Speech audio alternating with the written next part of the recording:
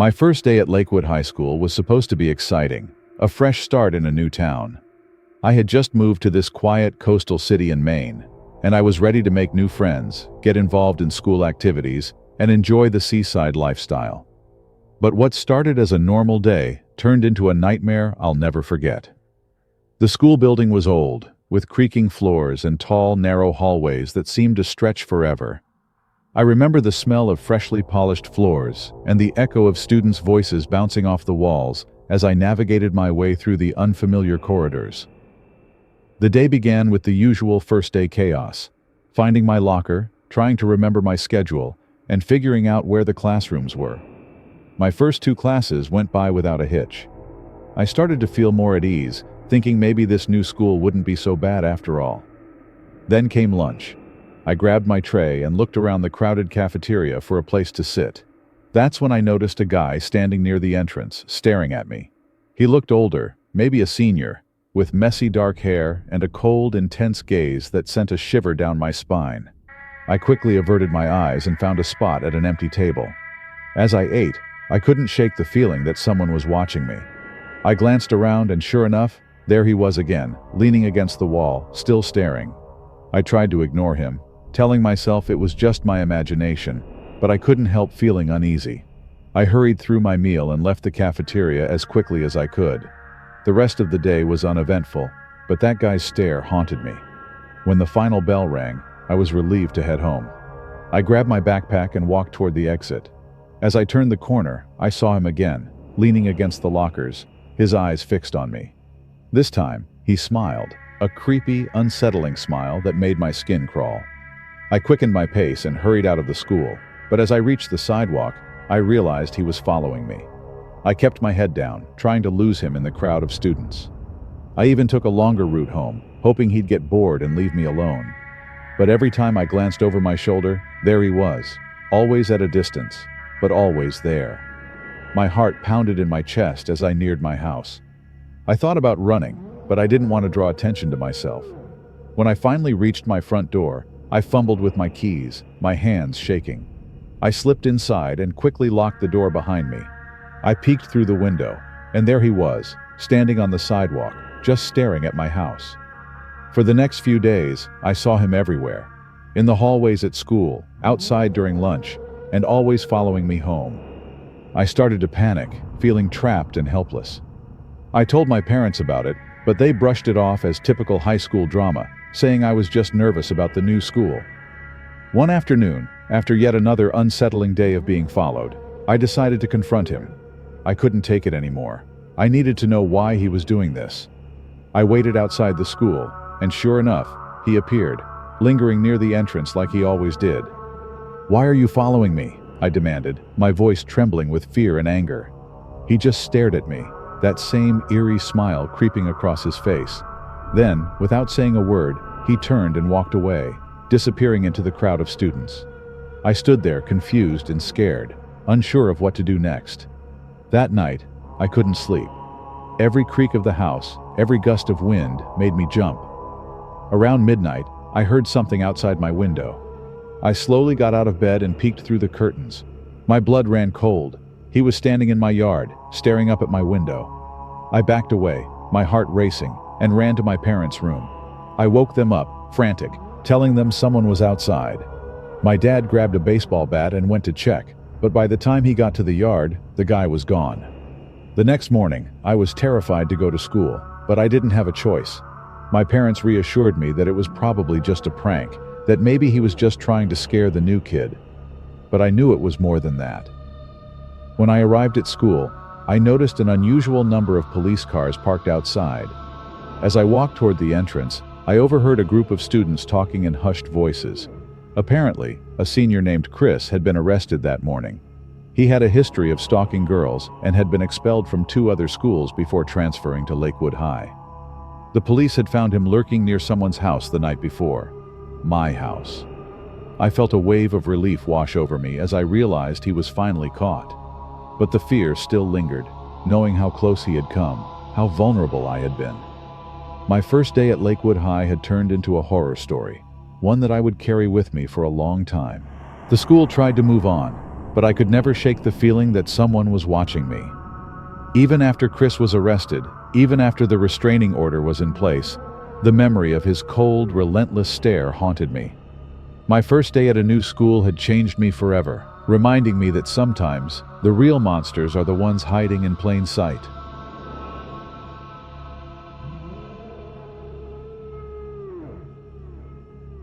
It was the first day of school, and I was starting my sophomore year at a new high school in San Francisco. The city was beautiful, but moving here after my dad's job transfer had been rough.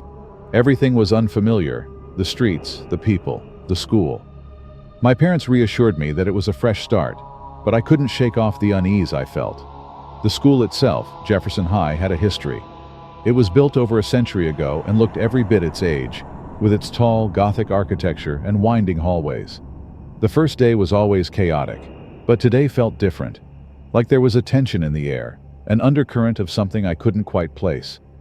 I found my locker, number 312, in one of the older wings of the school. The hallway was dimly lit, and the old wooden floors creaked with every step. As I fiddled with the combination lock, a senior walked by and snickered, "Good luck with that locker, new kid." I brushed it off as hazing, but it did little to ease my nerves. Finally, I managed to open the locker. It was empty except for an old, faded photograph taped to the back wall. It was a class picture, black and white, from what looked like decades ago. The students were all lined up neatly, except for one, a boy who seemed to be staring directly at the camera with a cold, vacant expression. I peeled the picture off, thinking it was left there by some prankster, and shoved it into my backpack. The bell rang, and I hurried off to my first class, trying to put the strange incident out of my mind. The morning passed uneventfully, though I couldn't shake the feeling that I was being watched. Every time I looked over my shoulder, there was nothing but the usual bustle of students. By lunchtime, I had almost convinced myself that it was just nerves. After all, it was a new school in a new city. During lunch, I decided to find a quiet spot to eat. The cafeteria was loud and packed, so I wandered down a hallway I hadn't explored yet. It was in the older part of the building, where the classrooms looked like they hadn't been used in years. The air was musty, and the fluorescent lights flickered occasionally. I found an empty classroom and slipped inside. The windows were covered in a layer of dust, and the desks were arranged in neat rows as if waiting for students who would never return. I sat down at one of the desks near the back and unwrapped my sandwich, grateful for the silence. As I ate, I noticed something strange. On the blackboard at the front of the room, there were words faintly scrawled in chalk: "Don't come back." The handwriting was erratic, almost like it was written in a hurry. I felt a chill run down my spine. Suddenly, the door to the classroom creaked open. I froze, expecting to see a teacher or another student, but there was no one there. The door slowly swung shut again, but not before I caught a glimpse of something, or someone, in the hallway. It was a figure, tall and shadowy, standing just outside the doorway, but it was gone before I could get a clear look. My heart pounded in my chest as I grabbed my things and bolted out of the classroom. I told myself it was just my imagination, but I couldn't shake the feeling of dread that was building inside me. The rest of the day dragged on, and I couldn't focus on anything. I kept seeing that shadowy figure out of the corner of my eye, but whenever I looked directly, there was nothing there. By the time the final bell rang, I was ready to leave and never come back. I was one of the last students to leave the building. As I walked through the deserted hallways toward the main entrance, I heard footsteps behind me. I quickened my pace, but the footsteps grew louder and faster, echoing off the walls. I glanced back and saw the same shadowy figure, only this time, it was much closer. I could see its outline more clearly, a tall man, dressed in dark clothing, but his face was obscured in the shadows. Panic set in, and I broke into a run, but the figure was fast, keeping pace with me effortlessly. I turned a corner and threw myself against the door to the stairwell, racing down the steps 2 at a time. The footsteps were right behind me, relentless. I burst out of the stairwell into the basement level, realizing too late that I had gone the wrong way. The basement was a labyrinth of old storage rooms and forgotten corridors, far from the main exit. I darted down one of the dark hallways, my only thought being to find a place to hide. I found a door slightly ajar and slipped inside, pressing myself against the wall, trying to calm my ragged breathing. The room was pitch black, and I fumbled for my phone to use the flashlight. When I finally managed to turn it on, the light revealed a small, windowless room filled with old desks and chairs piled haphazardly. I stayed as still as possible, straining to hear any sound over the pounding of my heart. Then I heard it, the soft creak of the door opening, followed by the slow, deliberate footsteps. They stopped just outside the room. A faint voice called out, "You shouldn't have come here." It was low and raspy, filled with an unnerving calmness that sent chills down my spine. I turned off my phone's flashlight, praying the darkness would conceal me. The footsteps resumed, moving past the room I was hiding in, and I let out a breath I hadn't realized I was holding. But just as I started to feel a glimmer of hope, the footsteps stopped again, right outside the door. There was a long, agonizing silence before the door slowly creaked open. I held my breath, frozen with fear, as the figure stepped inside. In the dim light from the hallway, I could just make out the outline of the man. He stood there, unmoving, as if sensing my presence. Then, without warning, he lunged towards the pile of furniture, knocking it over with a loud crash. I screamed and bolted for the door, slamming it shut behind me as I ran down the hallway, not caring where I was going as long as I was getting away. I rounded a corner and saw a faint light ahead. It was the exit sign above the door leading to the outside. I sprinted towards it with everything I had, crashing through the door and out into the cool evening air. I didn't stop running until I reached the main street, where I finally allowed myself to look back. The school loomed in the distance, dark and silent, but the figure was nowhere to be seen. I never told anyone what happened that day. The next morning, I convinced my parents to let me transfer to another school, citing the usual excuses of not fitting in and needing a change. They agreed, and I never set foot in Jefferson High again.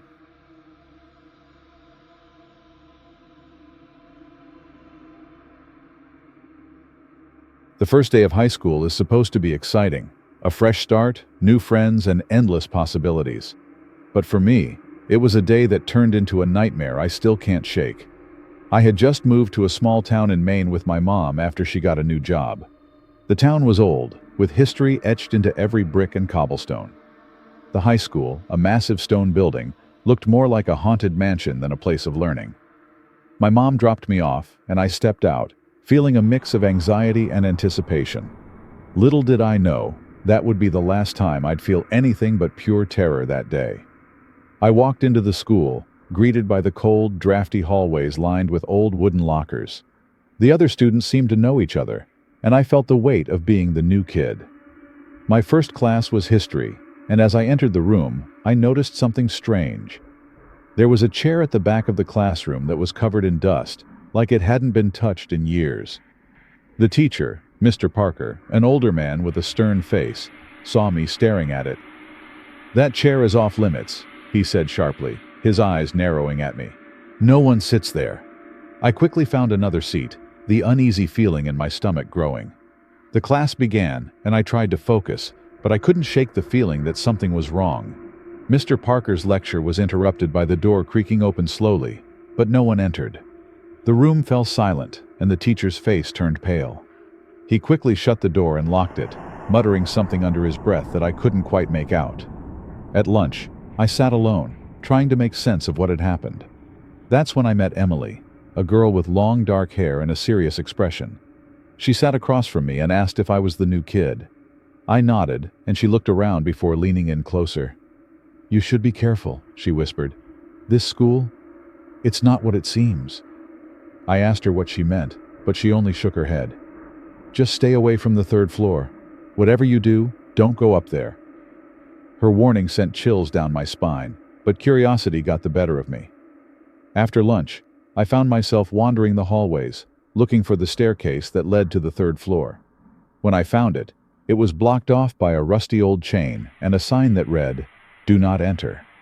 I hesitated, but the urge to know what was up there was too strong. I stepped over the chain and started climbing the stairs. The higher I went, the colder the air became, and the sound of my footsteps echoed eerily through the stairwell. When I reached the top, I was met with a long, dark hallway. The lights were flickering, casting ominous shadows on the walls.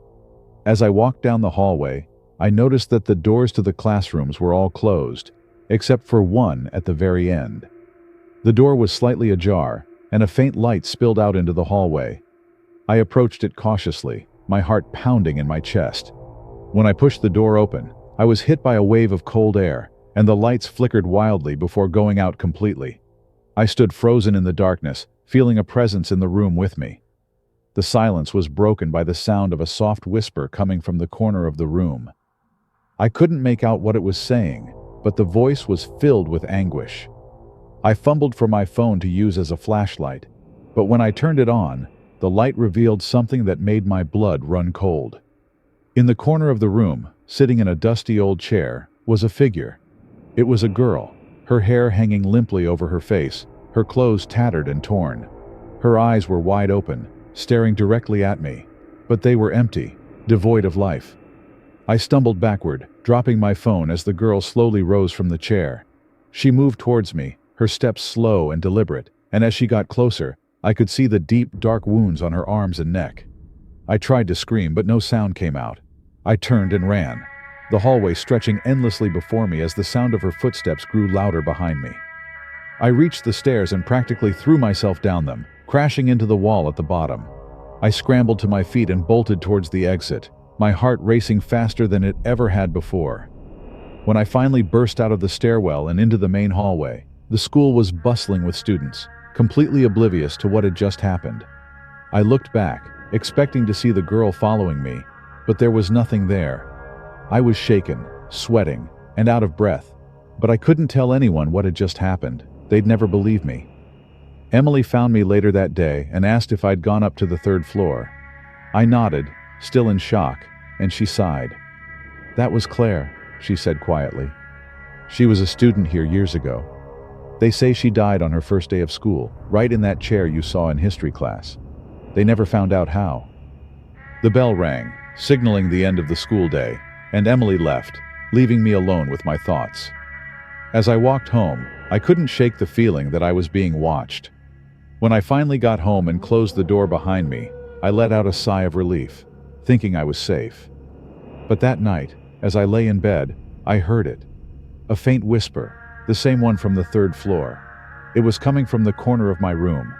I turned on the light, but nothing was there.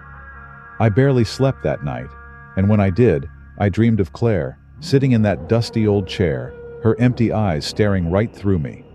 The next day at school, I found out that the third floor was permanently sealed off.